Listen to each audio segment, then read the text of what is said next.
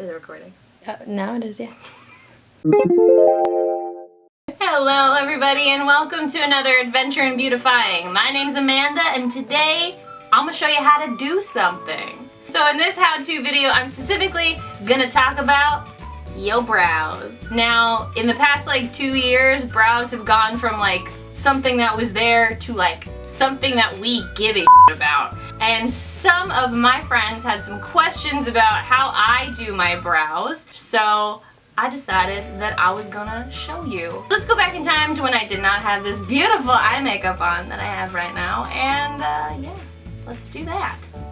Okay guys, so this is what my face looks like without any eye makeup. So I normally do my eye makeup first while my moisturizer is sinking into my skin, just to like give it some time to breathe. But for the sake of today's video, I decided to pretty up the rest of my face. So the first step in any eye look, in my opinion, is your eyebrows. Now I personally do my eyebrows because if I'm putting so much effort into my face and I don't do my eyebrows, it just looks really incomplete.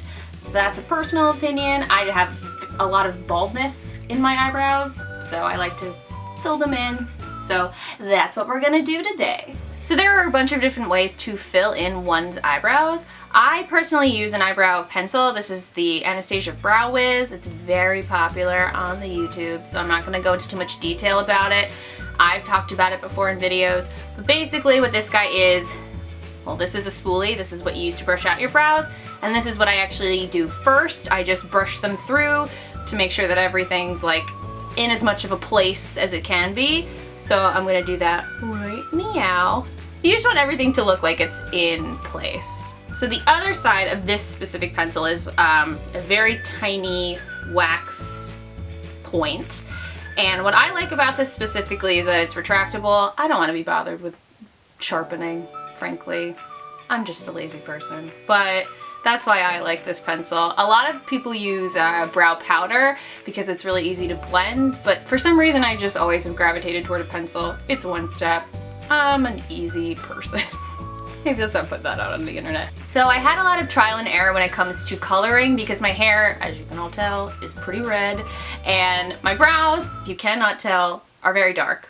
Doesn't really make a lot of sense. I like it, but it was hard to find a pencil that wasn't like very, very dark or didn't do anything. But I find that soft brown is the perfect amount of pigment while still staying natural to my brows.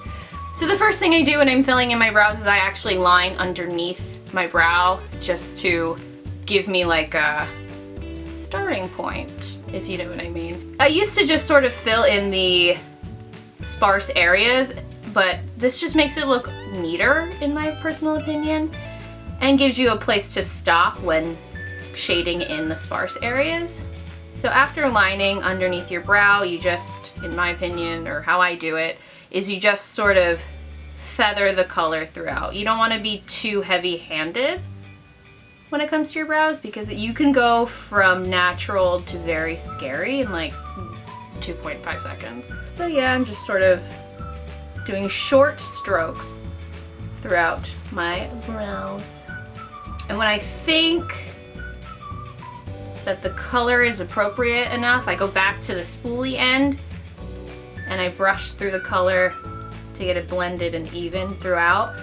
I like to have this end of my brows lighter than the end of my brows, just to give it like a natural gradient, if you will. Okay, so that is the first brow. As you can tell, it just looks like more completed and more full and lush. Big brows are a thing now, but not too big. Don't go crazy, guys. Just go with the natural shape of your brows. So the unfortunate part about most makeup choices or things that we want to do is that we have two of everything. I just kind of wish I was a Cyclops all the time because then I'd only have one eyebrow and one eyeliner to line.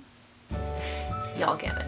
So now we have to do the same exact thing on the other brow, and the annoying part about most people is that your brows are never the same because everyone's obsessed with symmetry, which totally makes sense because, just so you know, you're actually attracted to symmetry. Science. But most people are not symmetrical. So you basically want to do the same thing, just go with the natural shape of both of your brows, even if one brow is like differently shaped.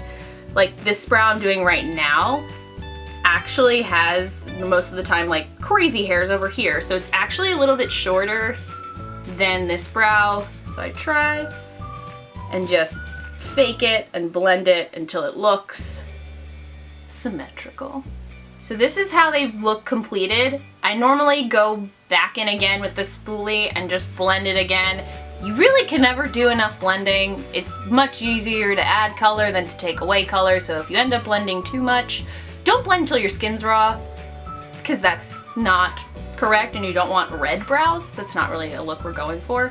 But you do want to just brush through them again. Make sure the color is what you want and evenly distributed. And there you go. And that was it. That's how you do your eyebrows. Now, I'm not really concerned about my eyebrow shape. I happen to like the way it is at the current moment. But if you're feeling like, I don't really like my eyebrow shape, I would also suggest lining the top of your brows, like I did the bottom of your brows, and creating the shape that you want and then just filling it in like I did in the video. But other than that, that is how you do your brows. If you like this how-to and you want to see more how-tos like it, you click that like button down below and subscribe to this channel.